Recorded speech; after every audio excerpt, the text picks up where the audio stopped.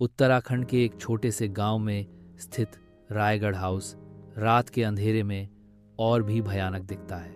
चांद की रोशनी में हवेली और भी भयानक दिखती है, जैसे कोई रहस्य छुपा हो। गांव वाले हवेली के बारे में बात करते हैं, बताते हैं कि कैसे एक कमरे से अजीब आवाजें आती हैं और जो भी अंदर जाता है वापस नहीं आता। रिया चुपके से हवेली में घुसती है, रात के अंधेरे में रहस्यमय कमरे का ताला तोड़कर रहस्य की गहराइयों में उतरने की तैयारी करती है। कमरे के अंदर एक तेज ठंडी हवा चलती है, मानो कोई प्राचीन आत्मा जाग उठी हो, और दीवारों पर अजीब चित्र उभर आते हैं जो एक भयावह कहानी बयां करते हैं। कमरे के बीच में एक पुरानी डायरी पड़ी है, जैसे वह किसी भूले हुए रहस्य की कुंजी हो। रिया को अपनी ओर आकर्षित करती है।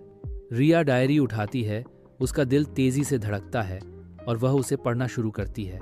एक अज्ञात यात्रा पर निकलने के लिए तैयार है।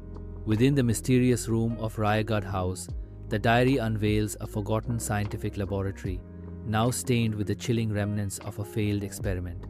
The silence shatters as the door slams shut with a deafening echo, sealing Riya in a vortex of rising panic. Driven by primal fear, Riya propels herself towards the window, her desperate leap fueled by the raw instinct to survive. Riya हताश होकर गांव वालों को पूरी कहानी बताती है, लेकिन उनकी आंखों में केवल अविश्वास झलकता है। उसकी कहानी प्रकाशित होती है, लेकिन रहस्य की धुंध अभी भी छंटती नहीं है। सच्चाई की तलाश में अकेलापन और बढ़ जाता है। हवेली का वह कमरा आज भी बंद है, एक अनसुलझे रहस्य की मूक गवाही देता हुआ, जो भीतर दबी हुई सच्चाई की तलाश में बेचैन है। कोई नहीं जानता वह कमरा अपने भीतर क्या छिपाए हुए है, एक शापित सच्चाई या एक भूली हुई कहानी जो सुनने वाले का इंतजार कर रही है।